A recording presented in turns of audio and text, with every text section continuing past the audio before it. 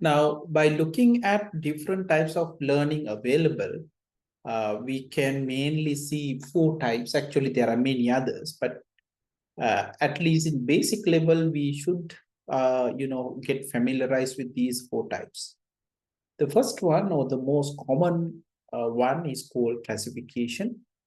We also know it as supervised learning because we assume that we have a label data, and using the label data, we will build a model to predict that particular class label, the category.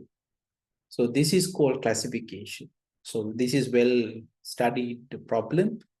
For example, we can say weather problem, right? Remember my example last time, whether to play a particular game or not, that is classification.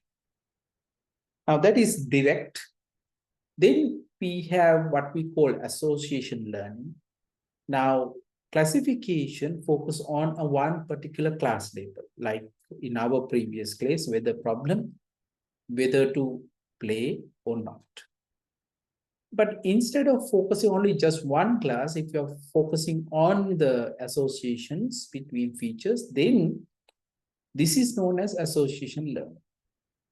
So classification, we focus on a one particular class value or the one particular attribute. But if you just look at associations, then we call association learning. Now, for example, in shopping mall, we can use association learning to identify what customers purchase together, right? So that is one classic example for association learning. Third one, we call clustering, or sometimes we call unsupervised learning. So in unsupervised learning or clustering, what we do, basically we look for some similarity in the data. So you can say that it's grouping similar instances into clusters. And this could be an initial stage before we apply classification, right? So simply we look for similarity in clustering. Last one, numerical prediction. Now, all the previous one, we have some category like which we would use.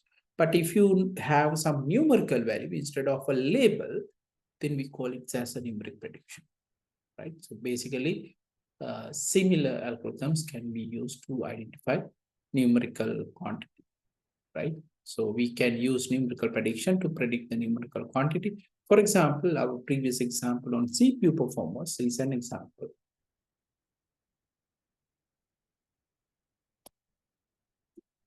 Right. Now, when we talk about the classification learning, we have seen already the weather data, we are going to whether to play or not. So that is the kind of classification we expect. So what happens during the training or the model building, we will provide the training data with the actual outcome, each case, in this particular case, with the example of whether to play or not, right?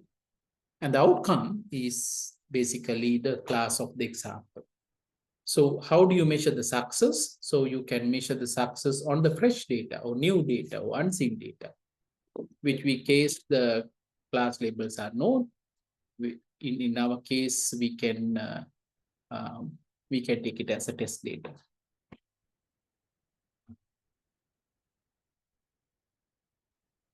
Association learning, on the other hand, when a particular person actually go to supermarket, take things together. So what items a particular person brought together, that could be an example for association learning, like milk with cereal. So this, you don't need a class actually. You don't need a class, right? The class, no class is specified. So any structure you can consider interesting. There are issues which we will discuss later in this session, but for the time being, you look for any kind of a structure. So if you compare to these two classification, in classification, we predict a particular attribute value, right? But in association learning, we look for many attribute values at a time. Therefore, you will see there are a lot of association rules compared to classification rules. So when you have a large number of rules, it may create problems. So we need some constraints to minimize the total number of rules we get in association learning. Common technique we normally use is the minimum coverage and minimum accuracy, which I will discuss later on. Third one, in the third example, we can look for some similar groupings. Now, for example, right now we all in a online environment, isn't it? But in case if I ask to make groups of your wish, I know you have some predefined choices that you would like to take part in, unless I ask you to make it very random, right? Which means for some reason, we prefer some other colleagues, isn't it? So we have a preference. So if we have a physical, what I observed is, if you share some similar interests, maybe you sit together. Or if you're coming from a single place, the area or a village, you sit together. Or if your school is the same, let's say you attend to the same school when you're in high school, then you tend to sit together. Likewise, there should be some similarity when you see some points in very close. So clustering, we know it as unsupervised, and then how accurate your prediction will very subjective, right? There are ways that you can measure, but it's very subjective. Then we have numerical prediction. Same weather data set you will see, instead of just say, okay, there's a mistake here. It should be play, not windy. So you have outlook, temperature, humidity, windy, and this should be play. So I'll make the correction there.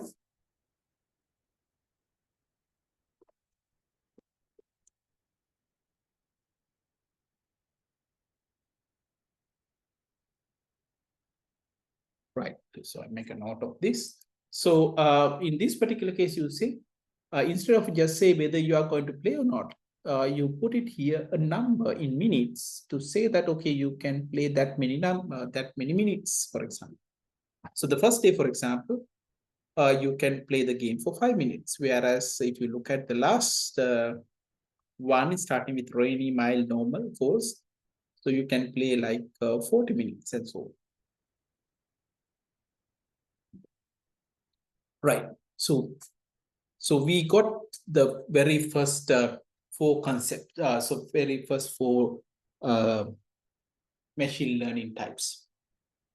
So the next part is we need to understand some basic concepts before we further talk about machine learning.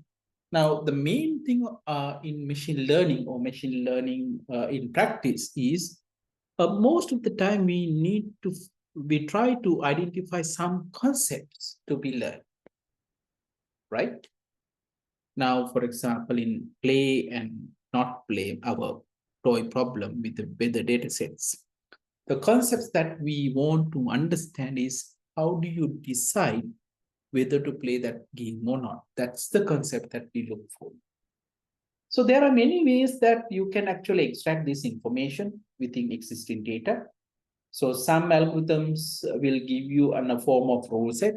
Some algorithms give you like kind of a decision tree, which describes the concepts. Now, for example, today we are going to discuss how to classify iris flower.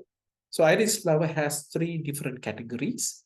So basically the concepts that we want to learn is like, how do you, given a flower, how do you classify the flower into one of the 3 existing, groups? And the success rate, basically we look for a training data because it should not use in forming the algorithm anyways, but that can be used to rate the test data. Right. Now, similar, to understand the concept, we will use some existing data. So when you take data, data you have usually attributes and the instances. In other words, instances means that you have rows, right? So when you say a row, that is one record. So this is exactly what we are going to use for classification, association, or a cluster. So we can also say that instance is an individual independent example of the target concepts. So for example, our data set weather, we have some weather conditions. Depending on that, we have some, prediction. So that means any instance, you have a predetermined set of attributes. So you decide on how many attributes you are going to keep, and that will be fixed for an instance, right? So when you want to input this to our algorithm, remember we have a single relational or single file. So now you might wondering, like in databases, we discuss about the relational data model, separating data into different, tables and so on. But then when it comes to, learning, or especially in machine learning, we have to put into one single file.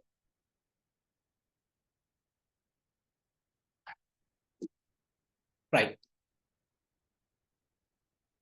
Now, if we talk about bit on how to generate this file or a flat file, we know in database terms, we usually put them into related tables. We minimize any redundancies.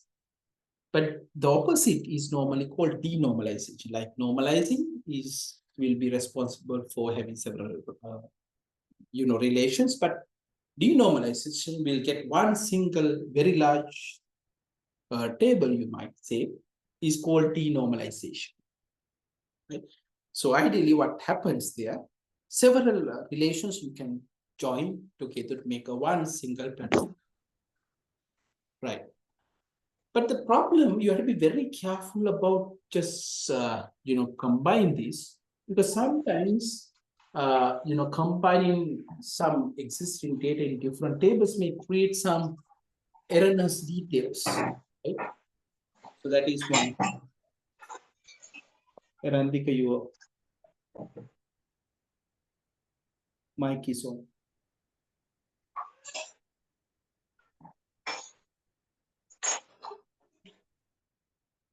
Right. Okay. So, for example, suppliers can be used to predict their addresses, which means there should not be have any correlation between the supply and their addresses. Right. Now that we discuss about the concepts, now that we discuss about the instance, let's look at what is attribute is. Now, so when you talk each record or an instance, you can use a fixed set of attributes or features to describe.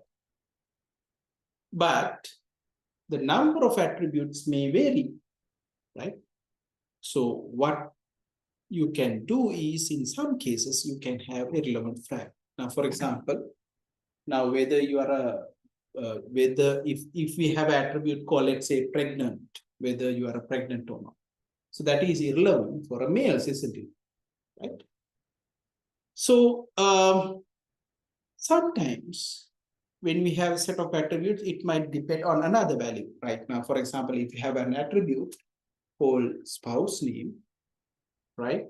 Whether you have a value for spouse name or not is actually based on whether you are married or not, isn't it? So there are some relations like this. So if you look at all possible attribute types, you might see nominal, which means categorical, ordinal, interval, and ratio. So let's try to understand each of these, because it's important that you understand these different data types. Right. So let me start with nominal attribute. So nominal quantities. So if the values are distinct symbols, yes, then we can take them as nominal. For example, our output variable in weather data set, we have three different types. So these are like nominal, because outlook, you have sunny, overcast, and rain. And then there is no relation that you can actually talk about with this, like for example, sunny, overcast, and rainy. There's no ordering, or there are no some distance measurements and so on. So only thing that you can do is you can check and see whether that is equal. Right, that's all you can perform if you have nominal quantities.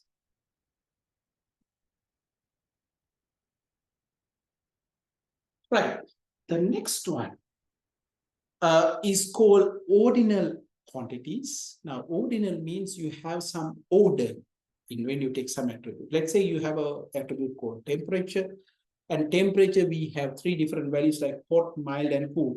So from previous one, you see that it's a nominal attribute.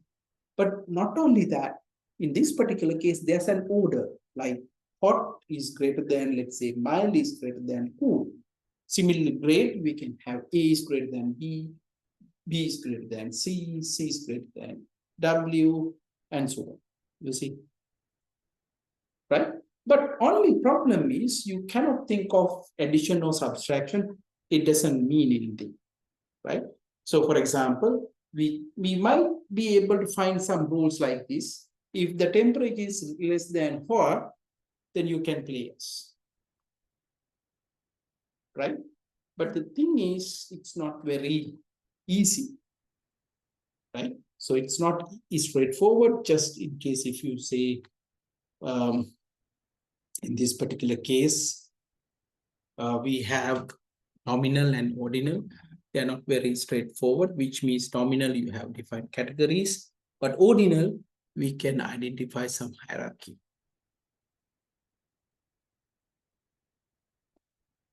Right, next one. The next one is known as interval quantities. In this particular case, it's ordered and you will have some fixed and equal units, right? So for example, temperature, you can express using Fahrenheit, and then you can have years. But only problem is, in this particular case, if you take a year, for example, if you take, you can get the difference. That makes sense, right? You get the difference between 1939 to 1945. So you have meeting. Similarly, if you take degree Fahrenheit 46 and 14, then you can talk about the difference. But then, of course, you should also notice that some more the other product doesn't make sense, right? And also sometimes zero is not defined. So you see some of the cases. So for example, there was no year zero in the Georgian calendar. So you can notice that it's always the case. Right. Then the next type we call ratio quantities. Ratio in the sense that you have defined what we call the 0 point. So for example, distance, we can define from an object to the same object, which we call 0.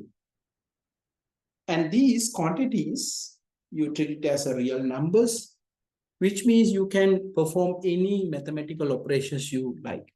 Earlier, we have discussed about the addition or multiplication, which might not support, but there are cases we will support. Then we say we have tested real quantities for real number. Now there's a question. Is there any inherently defined 0 point? Sometimes not, right? So some cases it's not really defined. So these are the properties that we should be aware of about ratio quantities. Right. But although there are 4 types we discuss, mostly we can talk about only nominal and ordinal. That means basically we can use categories and the numerical data sets. Right. So these are the ideas that we want to discuss. Now let's look at data preparation. So I hope you have done in some other modules as well, but let me formally introduce the things that you need to understand before you apply for final. So first thing, how do you prepare the input? Now remember, one of the issues is the data might come from different departments. Now when you have a different department, the person's name may store in multiple different ways if you have not any consistency.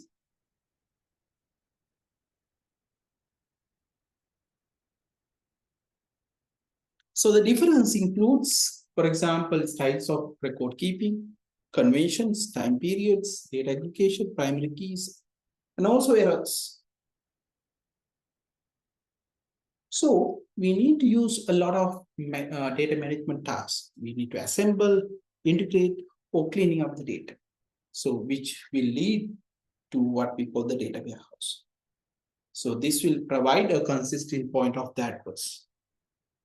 So some considerations, denormalization relation data are not the only issue. External data may be required, overlay data, and crucial factor, type and level of data aggregation. Okay.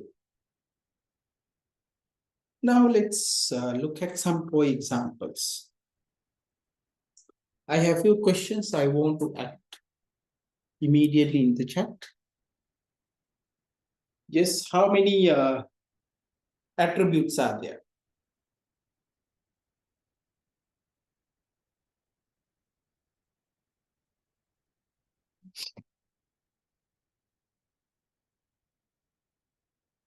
Yes.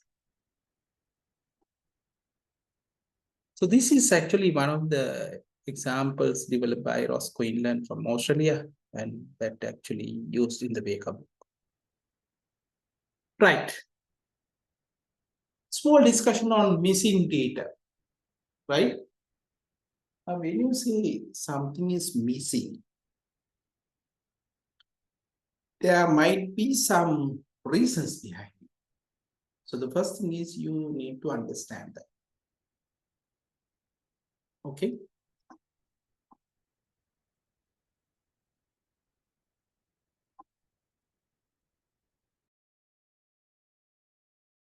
Right. We were discussing about the handling missing values. Now, when you work with data set and when the value is missing, there might be various reasons. Now, when we say missing, frequently we can say it's out of range values or the entries. But there are some types of missing language. Sometimes we don't know the value, we call unknown, or it is not recorded. So, or it is irrelevant, right? So there are various reasons why missing values. Now, for example, if the data is coming from an equipment, if there are malfunctioning, then the data is missing. The second one, if you change the design of your experiment, then data may be missing. And then when you combine multiple data sets together, some information might be missing in one set, so which lead to missing values. Or it's not easy to measure. Measurement is not possible, right? So there are various reasons why the data is missing, because you need to do this information. Without that, you cannot fill or remove the data items. And in some cases, the missing value has its own significance, right? So let's say some medical test in medical examination. So it might have a significance in itself, right? Then common assumptions. When we apply machine learning algorithms, we can assume that the missing data is not very significant, right?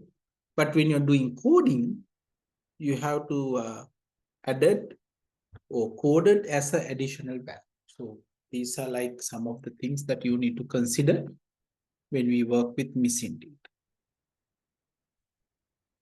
The next one is there are some issues with the quality of the data, right? So for example, we sometimes may not record age of a customer, which later we figured out because originally, since you have not thought about it, so it's not possible to offer. Then typographical errors. So if you just type errors, if you make it nominal attributes, then you have is inconsistent. It's inconsistency. If it is a numerical data, then there could be outliers.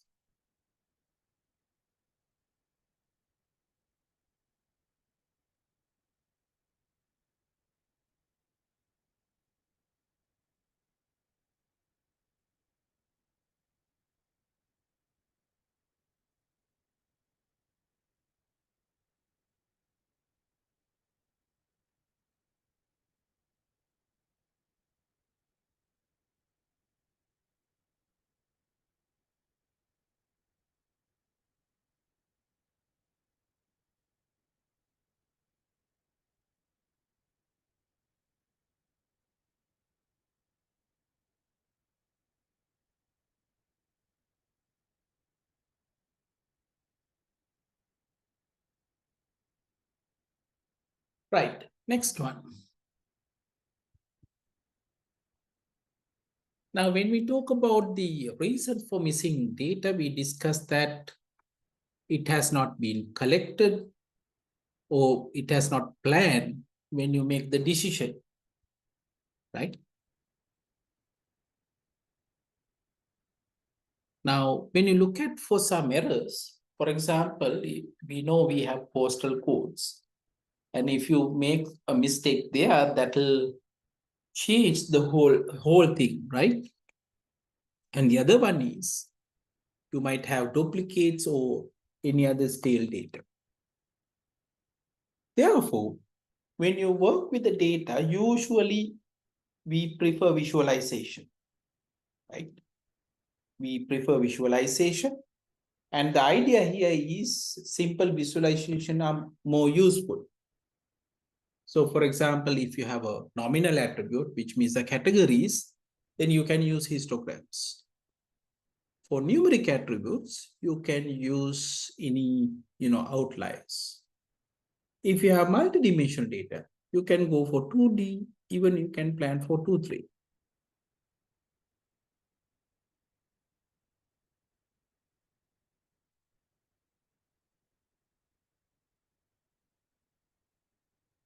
Right. So when you're visualizing it, depend on different types of attributes, you have to use different visualizations.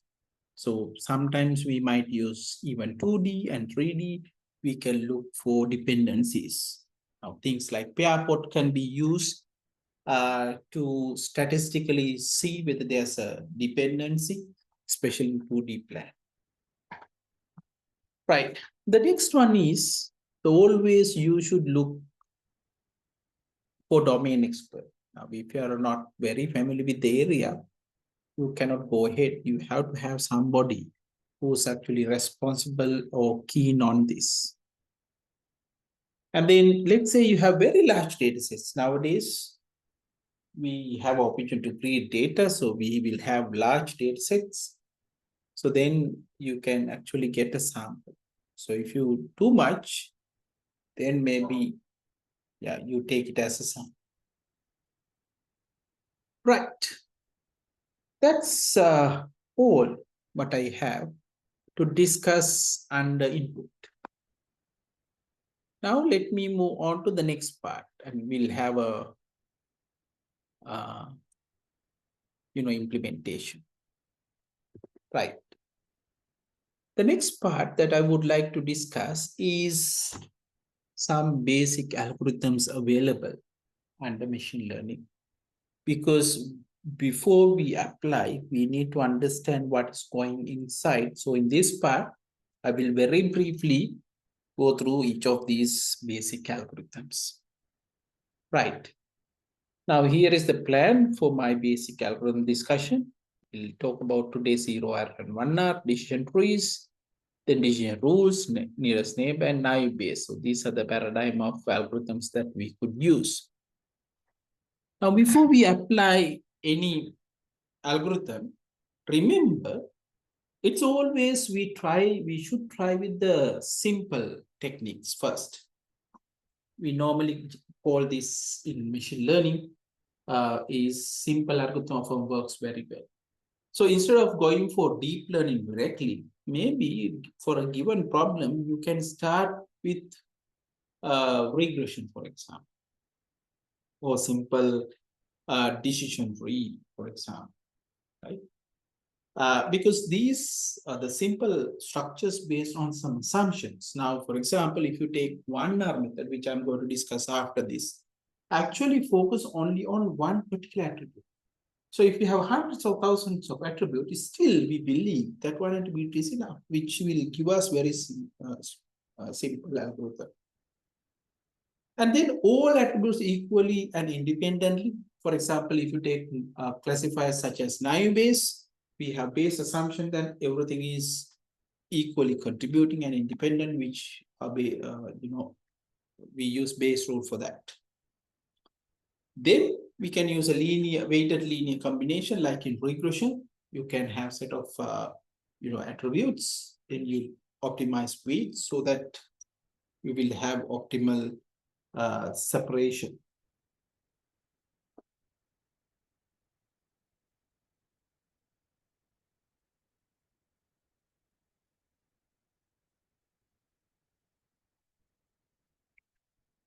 Right, then we can go for things like instance space. For example, there's a classifier called nearest neighbor. I hope you have already used, which will base on the instance themselves, which means given a data set, the instance will be your model. But then if you have a large data set, you don't need to record all the data points, because what we are interested in the decision boundary. So you can keep only very few instances which defines the boundary, and this is known as prototypes. So in instance-based algorithm, we can actually use very few prototypes so that will define our decision boundary. And last one, similar to this, you can use simple decision rules, which will give us decent accuracy. But remember, always this method, whether this method works or not, based on the domain that you are working. So that's why there are some popular choices which outperform all the other classifiers. But always remember, you should start very simple. Right.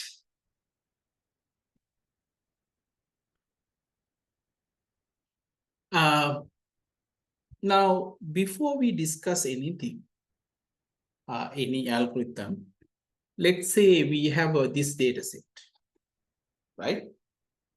I want you to answer using the chat, because I want everybody to answer these questions. Now, given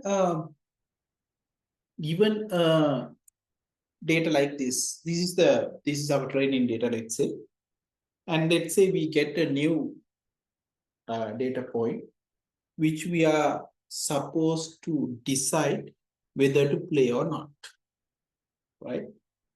So if you do this randomly, what is the accuracy of my guess, my random guess?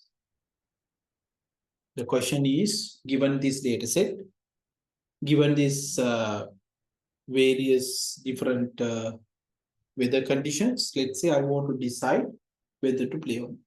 My question is, if I do this randomly, what is my accuracy?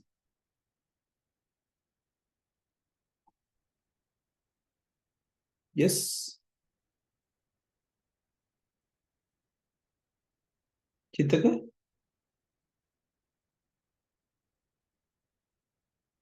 Amila?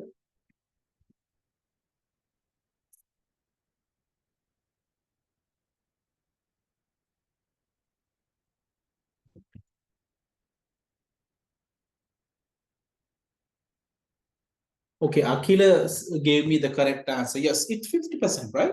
Like a point. Because we have two outcomes, yes or no. If you randomly make the decision, we say it's 50% accurate. Okay, thanks, Akila, for answering my question. My second question. Given that yes and no, given some new data, if you want to increase your accuracy, are you going to select yes or are you select no? And what is your accuracy that you expect? Now, if randomly do, it's 50%, right? Now, my question is, let's say you have given something and you are supposed to decide yes or no, right? These are the two outcomes. So are you going to select yes or are you going to select no to increase this accuracy from 50%, the random chance?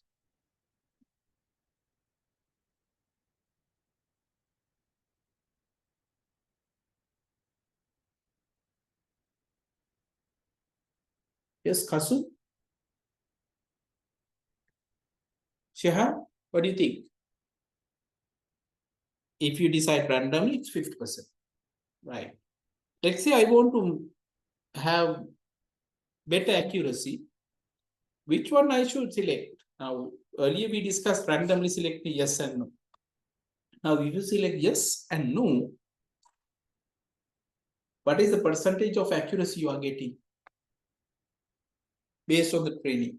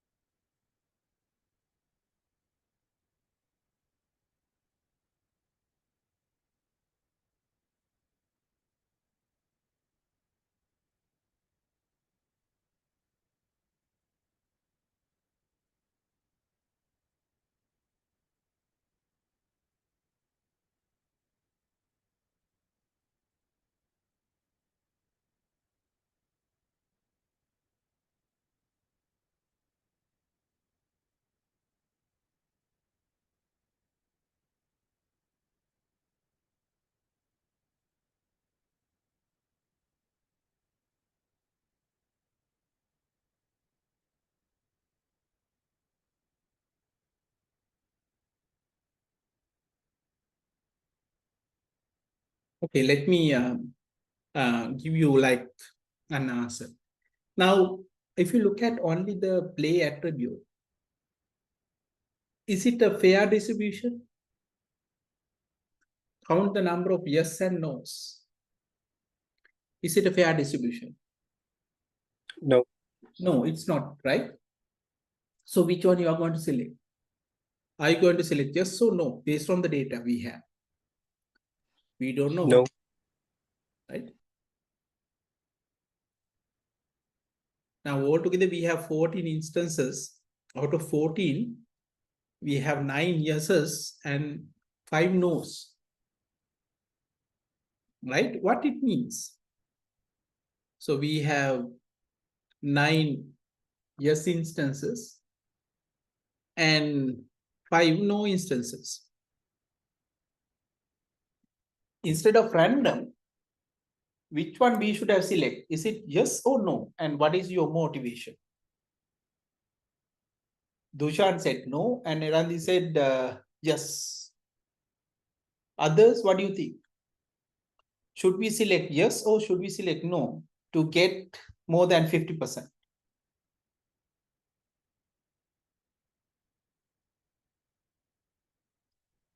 Obviously, let's say it's like you have a coin.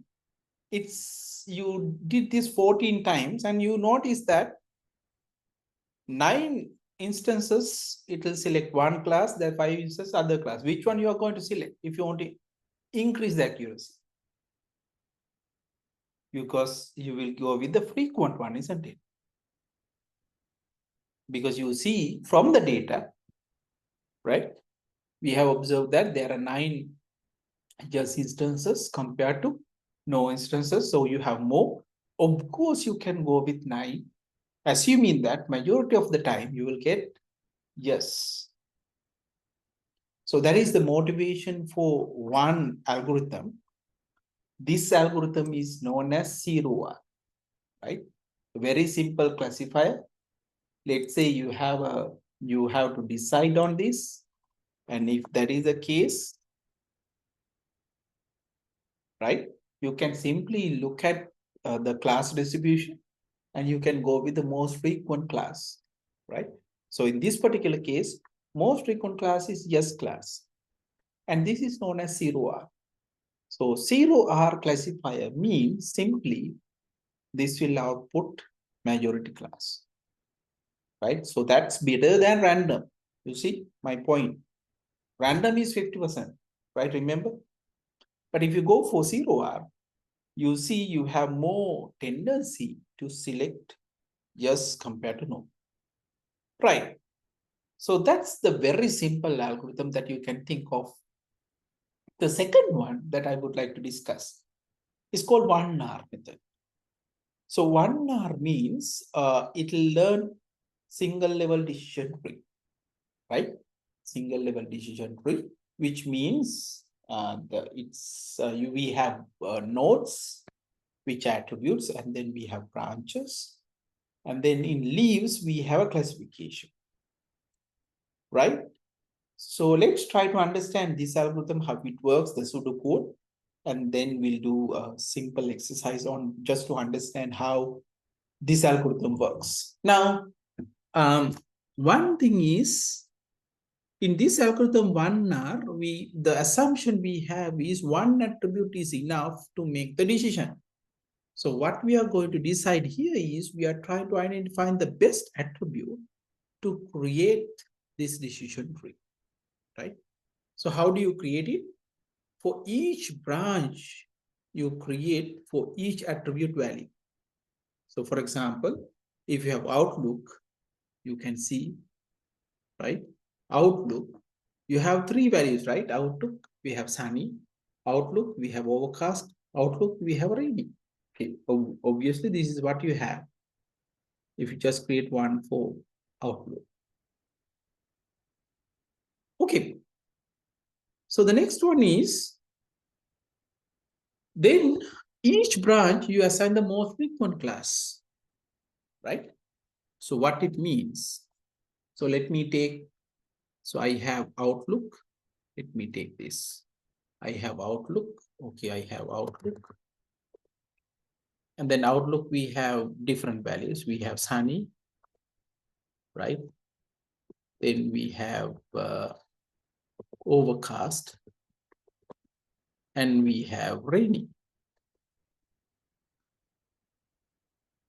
right?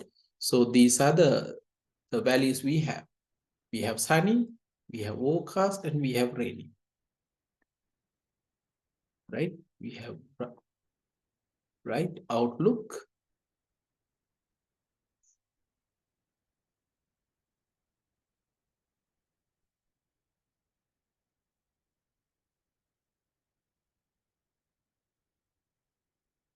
right? We have Outlook, sunny, overcast, and rainy. Now, you look with their values together with their class labels. Now I'm going to look at their class labels.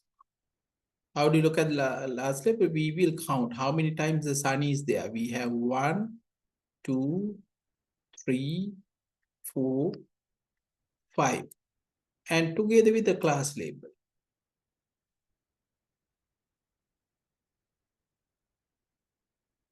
So you can see here, right? We have 3 no's and 2 yeses. So you see the majority class is no, right? So I will create, right?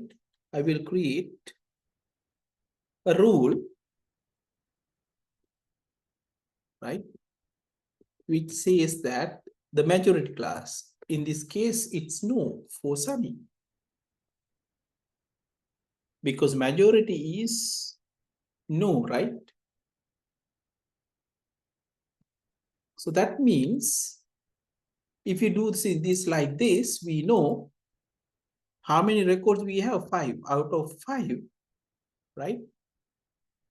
We have only 2 misclassifications. So the error is total is 5 out of 2. So that's the error we have if you select no.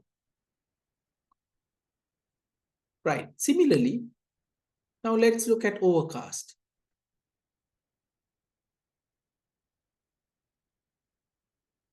Right. So if you look at overcast, you see class label is yes. Overcast, you have yes. Overcast, you have yes. And overcast is yes. You have 4 instances. Out of that, it's yes. So what it means now? So if you go here, you can see, right? The most frequent class is yes. And there's no errors. We had 4 instances. Out of 4, it's classified as yes. So error is 0. Actually, 0 divided by 5. Now let's look at rainy.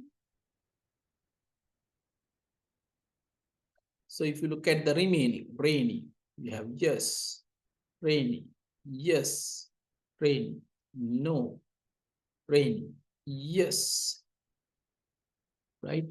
Rainy, no. So if you look at carefully, we have 1, 2, 3 yeses, right? We have 3 yeses.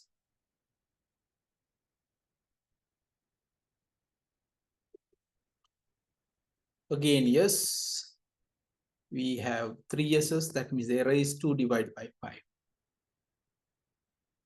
Right. So this is common accuracy, but totally we have 4 out of 14. That's the total number. This is the total error for Outlook.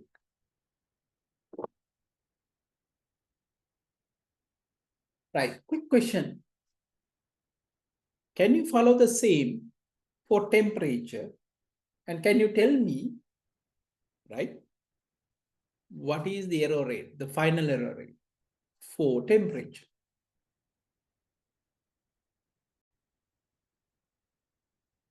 So now that temperature, so again, if you follow the same rules, right?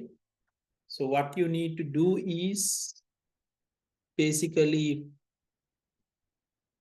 we have to look for the values. So we have hot, and then we have mild, then we have cool, right? That's the first part.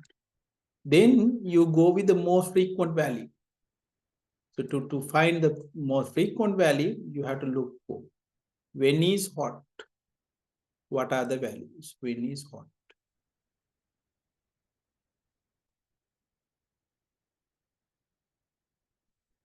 So what happens here now?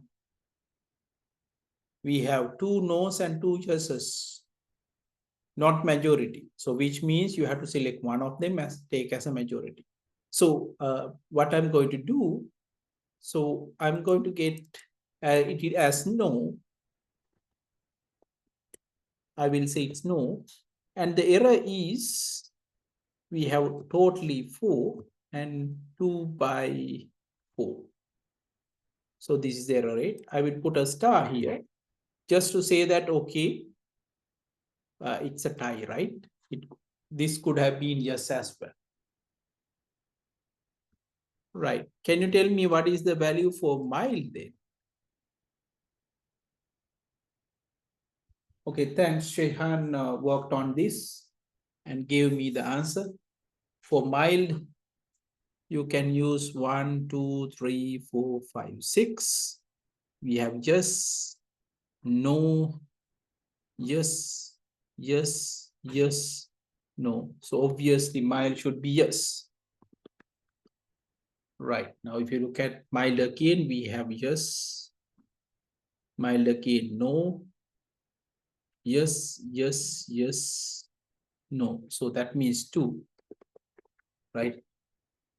Shahan's answer is correct. Then we have cool, right? If you look at the cool again, we have 1, 2, 3, 4, right? 4. And we have yes, no, yes, yes. This is yes. Error is 1. How many cool? You have 4. So now if you look at the final answer, right? Total error. So 2 to 1, that is 5 divided by 14. That is the answer. Thanks, Shehan. And then I got CSC 2219. We got these answers. Right. Thanks. We'll move on. So if you do this, right, we'll end up getting the total errors for all the 4 attributes. So we have outlook, temperature, humidity, and windy. These are the errors. Now remember, by looking at this table, can you tell me which attribute is the best for our problem? Yes, which attribute is best for our problem?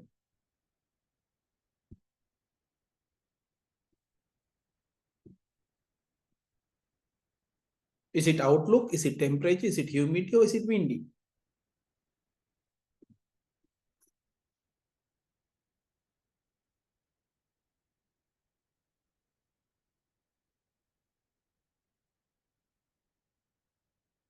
Yes. Now remember, we want to minimize the errors, right? And the assumption we had in the beginning is one attribute is enough. My question is, which attribute we should select as the model? So in the model, what you see is the attribute name, and there are rules, and there were errors and the total errors.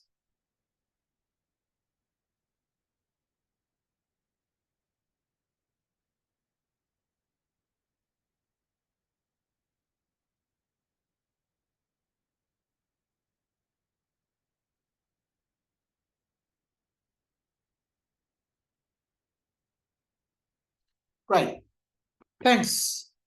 So we can use either outlook or humidity. Both we have the same errors. 4 divided by 14. So out of 14 instances, we have 4 errors. So as we have got the 2 answers, it could be either outlook or it could be humidity. Again, there's a tie. So when there's a tie, you can actually get the answer randomly. So therefore, the final output of 1R is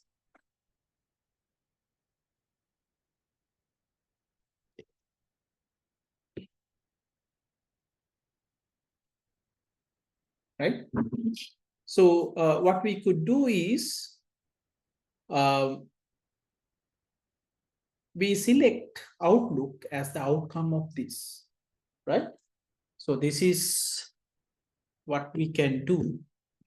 And this will be the output of 1R algorithm.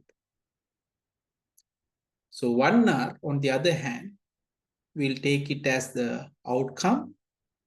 So the idea there is it will select randomly, select the rule set with the minimum errors. So according to this, we have 2 attributes, outlook and humidity, and we select, outlook in my case, but same as you can use humidity as well. Okay, so I hope you got the idea of how the algorithm works. So now, whenever you now get a new weather conditions, this is our model or the descriptions or the data machine learning model, where when you have a new set of attributes, we can go through this. So you only look at only the outlook attribute, and then based on that, you can make the decision, right? So that's the basic idea of this.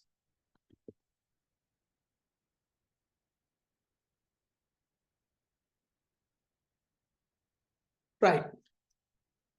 Now, before we move any further,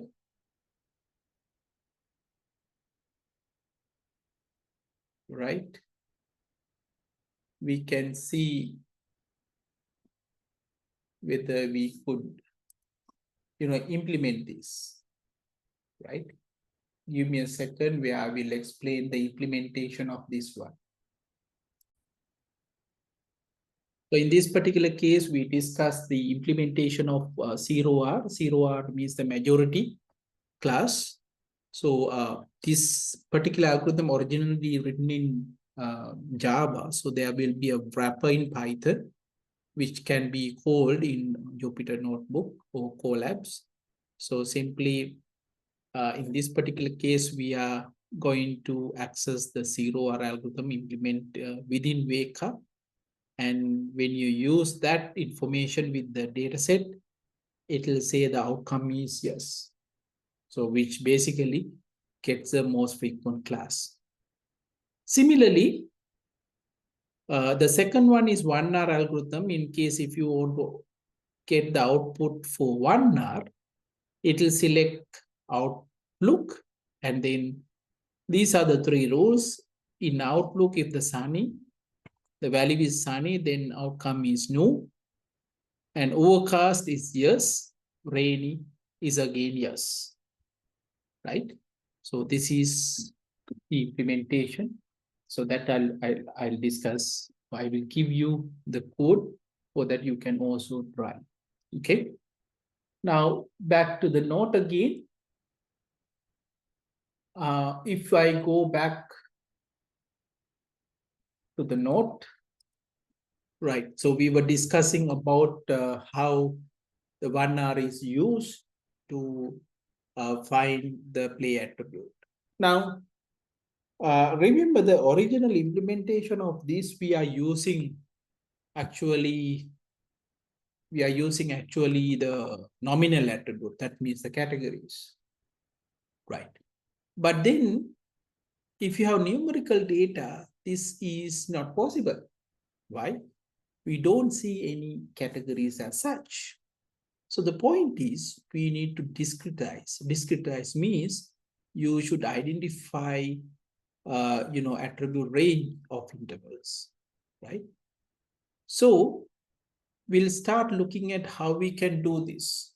So if you have a numerical data in any data set, what we need to do is we'll sort based on their attribute values together with their class labels.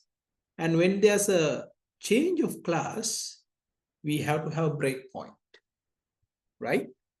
So let's take this example. So in this example, we see the same dataset, weather dataset. But in this time, we have two numerical dataset, temperature and humidity. So we have some values are there. So the first step is you take one attribute, let's say temperature is our selection, and we sort their value together with the play attribute, right? And then we are going to observe. So the first part is you sorted according to the temperature value together with the class label. So it should be like this. Now the question is, we have to, whenever a class changes, we have to make breakpoints. Now can you tell me, by looking at this, how many breakpoints are there in this? How many breakpoints do you see? So what I did, basically, I got the temperature, I sort according to the values in the ascending order together with their class labels.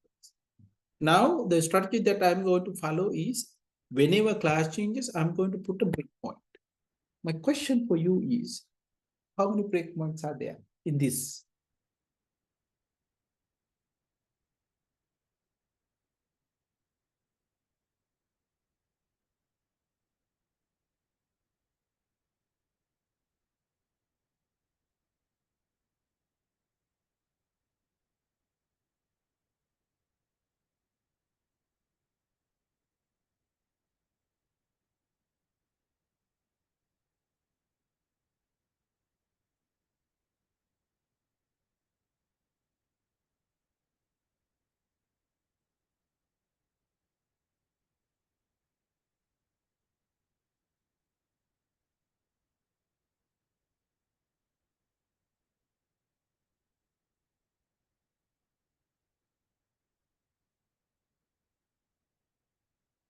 Yes, how many? Okay, let me see. Now we have 64, 65, 68, 69, 70, and so on. Whenever there's a class change, we have breakpoint. So I will put a breakpoint here because class changes. Here also class changes. Then here we have a class change, right? Here also class change, but you cannot because you have same value. So I will put it here, right? Class change, class change, class change. How many? 1, 2, 3, 4, 5, 6, 7. 7 breakpoints. Now, what do you think about these breakpoints? Is it too much? So, for example, the value in between will be 64.5. So we have 64.5, this breakpoint. And here we have 66, 67.5. This is 67.5. Then this is 70.5. 72, 73, 74, 75. This is 73.5. This is 77.5, 80.5, 84. Right? These are the breakpoints. Now, what is the issue of this way of breaking? The problem is you have too many breakpoints, isn't it? You have too many breakpoints. So if you use it like this, you will get a perfect answer. But the problem is in practice, you will get very low answer. Right. So that's about, how do you identify the intervals? The next one is, right?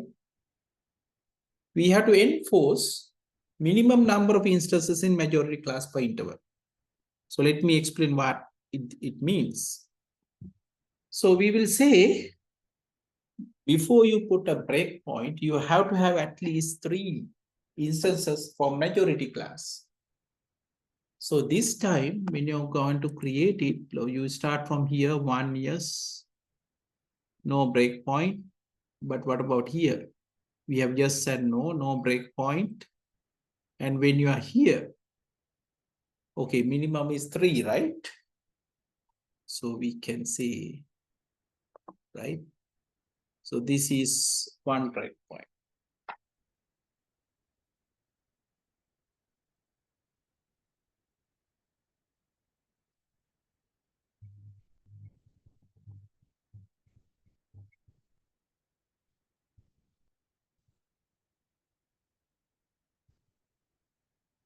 Then we have no, yes, yes, yes. Okay, we can have this. And we have another change. So now what will happen? If you say minimum is 3, if you look at this, it's yes. If you look at this, again, it's yes. So which means we can remove this one as well. But this could be either yes or no. To balance this, I will put no. So in that case, we will hold only 1 breakpoint, which is 77.5. This side is yes. This side is no.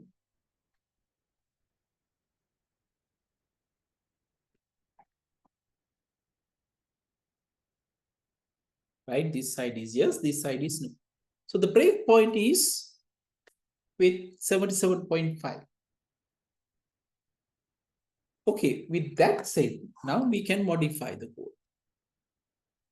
Right? Now let me go back to the code. Right? And here is how we get. So you know that how we got from the temperature 77.5, it is yes, it's no, it is star. And the total error is 5 divided by 40. Okay, quick question for the audience, for you, right? Which attribute is best now?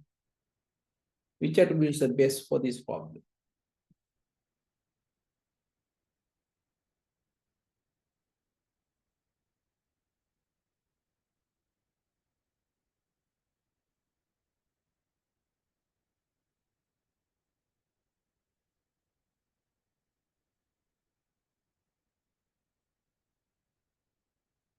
Yes, Amil. Of course, this should be humidity. Why? We have the least amount of error we got from this humidity. Okay. Temperature will not be the answer because that is 5 divided by 14. We have a clear winner for this case. Humidity should be the correct answer.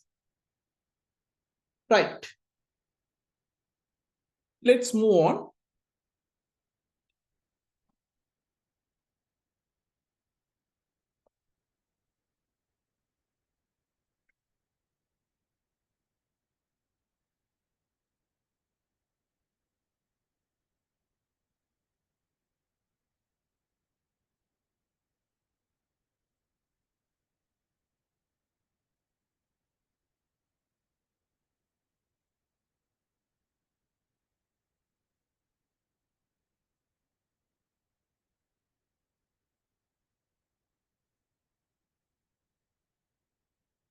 Right. Now let me share again.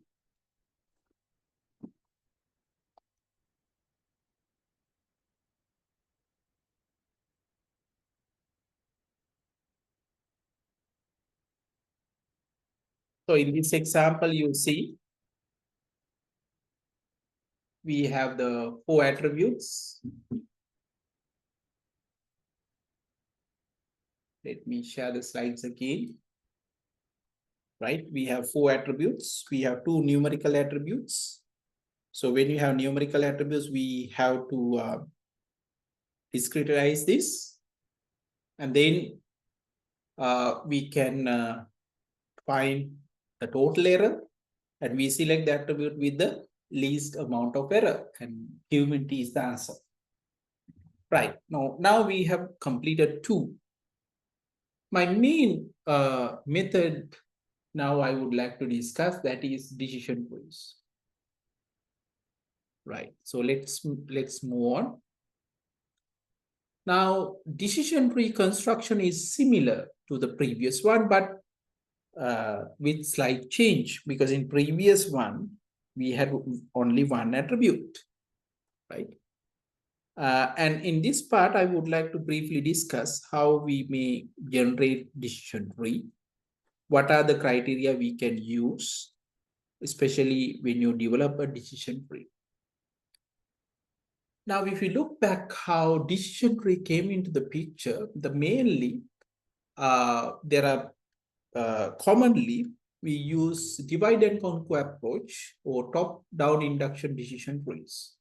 So basically what happens, you start with the whole data set and then you select a particular attribute to put in the root node, because the root is going to decide how to separate your main data set. And for each possible value, we create one branch.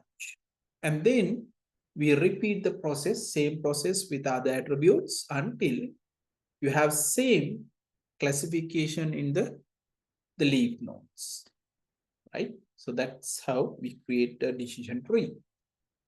Now, if you look back the weather data set, the first task, like in early, is we can look with the attribute to put in the root node. Now, like in our previous case, what we could do is we can get each attribute and we can see how the class distributed. And here is the one possibility for each attribute. Remember, we had 14 instances. So this is how it actually routed, right? If you put Outlook, then the 40 instances separate like this. So Outlook, we have 3 values, sunny, overcast, and rainy. And you see sunny, you see 2 yes instances and 3 no instances. If it is overcast, all the 4 instances are yes. Rainy, you will see 3 yeses and 2 no's. This is how we have. Now I have another questions for you. Now, given this, can you tell me which attribute is the best attribute to put it to the root node?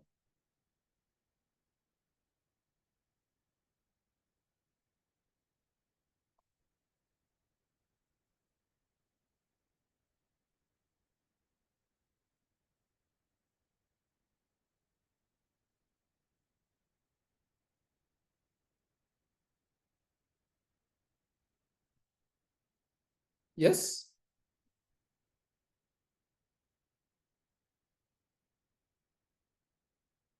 Now, of course, you can think in very many ways. One idea would be you can select one of the attributes randomly, where random tree algorithms works like that. That means you select any of these 4 attributes as the root node, and then they develop a tree, which will be a random tree. Now, my question is slightly different. Now, my question is, it's not random.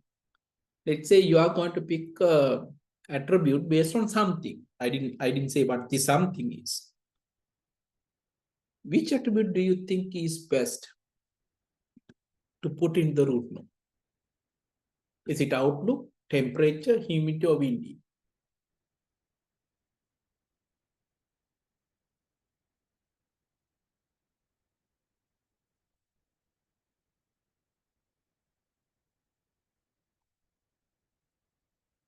Yes, Yasura? Chintaka?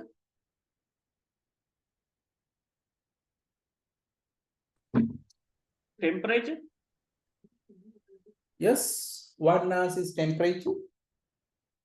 If I ask you like what made you to select temperature out of 4, that's perfectly right. You can select temperature, but what made you to think the temperature is the best?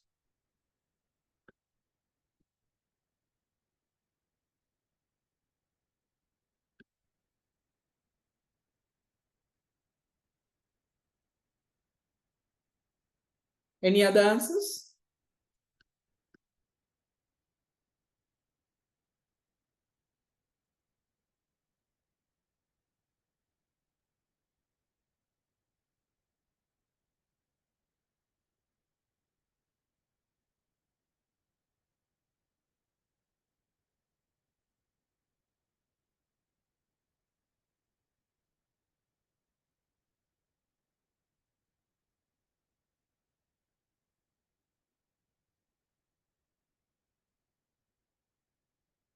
Akila said humidity or windy.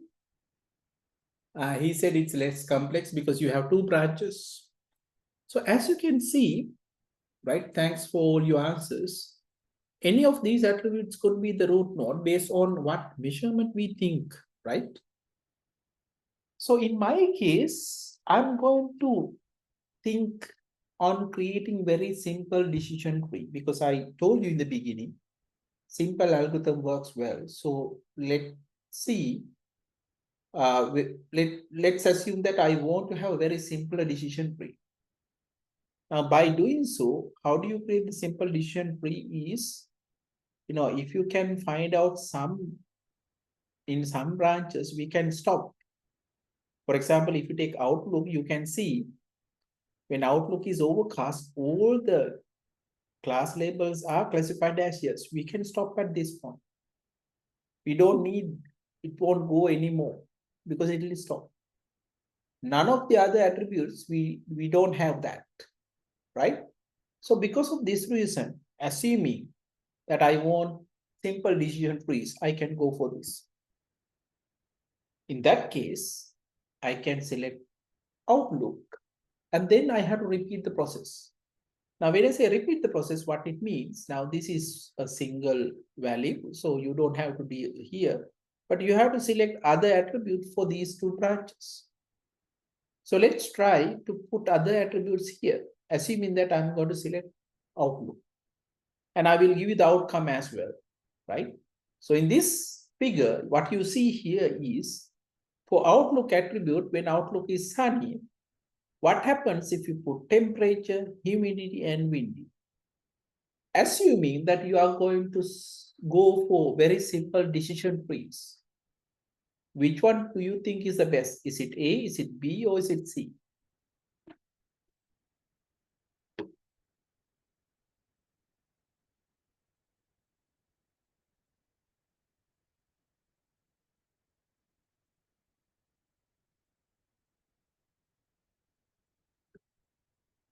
Yes. Assuming that we are looking for very simple decision trees, right? When you put temperature, humidity, and windy for outlook, which one do you think is the best attribute after outlook? Is it temperature, or is it humidity, or is it windy?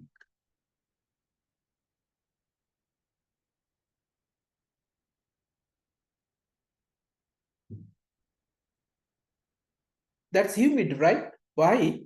Because you see, if you look at the class label, both, right? Two branches, you have the pure classification, which means we can stop at this point, right? So that means we can stop this branch with humidity. Now we left with two other attributes to put in the other part. So we can put temperature and windy. And if you do that for this particular data set, and this is the final answer you will get. This is the final answer you will get. So when you put windy, you will notice it will give us pure classification. So now what we discuss is how to build the decision tree. The motivation we had is we want to create a very simple decision tree. Then we select Outlook as the root node because we have noticed that when Outlook is overcast, it will end at that point. Then we put humidity. When Outlook is sunny, we see pure classification. Then when we put windy, we see pure classification. And this will lead to very simple decision tree. Okay, now this is graphically how you may develop decision tree. But you know that when we want to build a model, we have to do it programmatically, right? Now, how do you measure the attribute, the best attribute to select? Now, the assumptions or the heuristics that we will use is to create a smallest decision tree, or we need purest nodes. So this can be done using what we call impurity criteria, or in other words, we say it's the information game, right? So the strategy that we will use is we will choose the attribute which will give us the highest information gain. So that means we calculate the information before the split and we calculate the information after the split, and then we select the gain by subtracting the two values. So let me briefly discuss the computing the information. So for example, if you want to keep one particular information, we need 1 bit. Similar to that, information is measured using bits, right? And to do that, we use what we call calculate the entropy.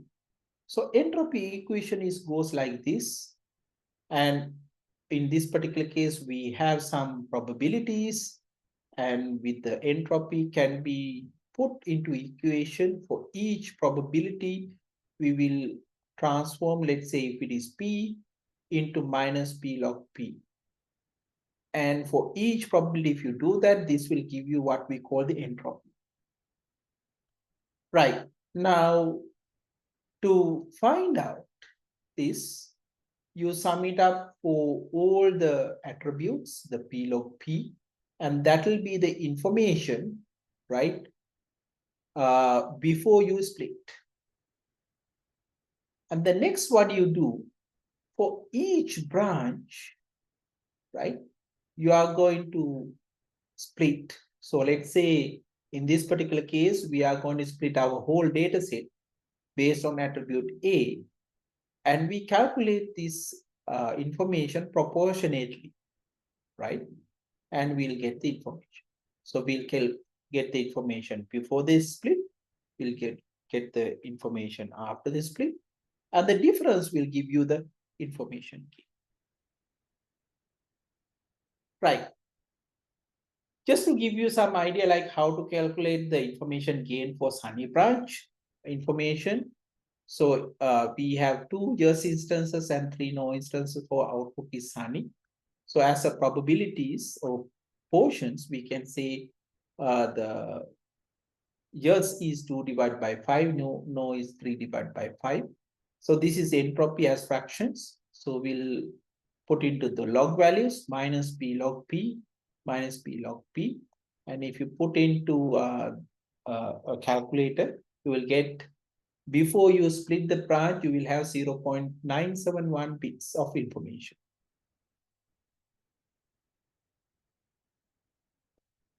Right? Similar to that, you calculate the information for overcast, you calculate the information for rainy, and you calculate. One thing to note that when you have 0 log 0, 0 is not defined. So 0 log 0, we evaluate as the whole expression to be 0. One, of course, you can have your own versions. Then we have info 32. That means when outlook is sunny, entropy is like that, we'll get this value. Again, we have this many bits. But if you proportion it to the total number of instances, you will get 0.693 bits, right?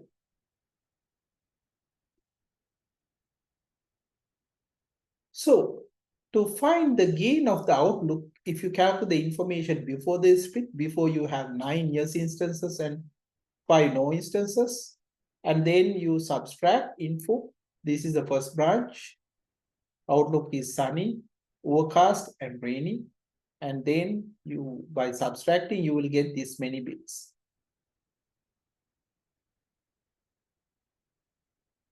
Right. This is for another example. So if you compare all the 4 attributes, mathematically, if you use those formulas to calculate the information gain, and this is what you are getting. So outlook is 0.247, temperature 0.0929, and humidity 0.157, and wind is 0.048. Right, now by looking at the numbers, we know the largest information gain we'll get with what? Yes, information. We have outlook, right? We have 0.247. Therefore, we select outlook as the outlook as the root node. Right.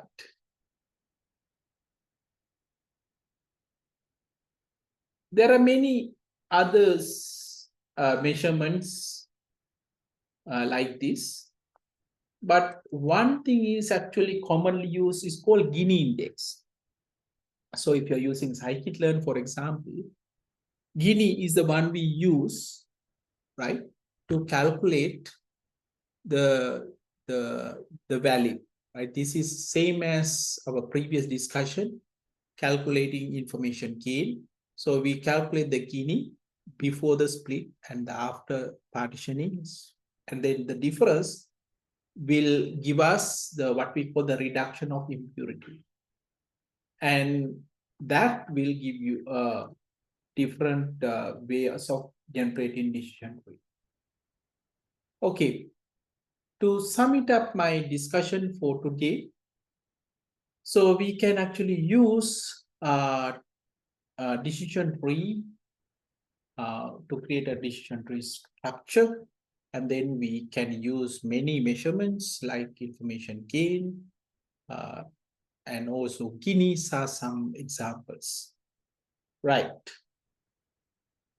Okay, with that said, we'll conclude the today's theory part. Right. So let me show you like what we are going to do today, and then we'll do it. Since we have only 15 minutes left, we might not be able to do everything, but let's start.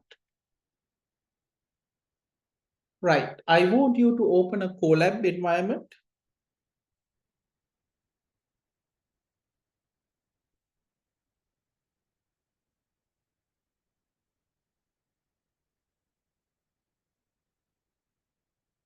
And then we'll create a decision tree structure. Then there I will discuss more detail about this. Right. So let me first share the Colab notebook, and that we are going to do in your environment. So this is what we are going to discuss for today. Right. Our first example is on iris flower. So where we have 3 different flowers, they look the same, but coming from the 3 different categories, which is a supervised learning problem. So visually, you cannot identify this. Therefore, what they do mathematically, you measure the petal width, right, and sepal width, and petal length, and sepal length. There are 4 measurements together with the class label. So the data set that we are going to work it on, we have 4 measurements with the class label, right? And we have 150 data points. Right, let's start with the coding. Can you open up a Colab environment, right?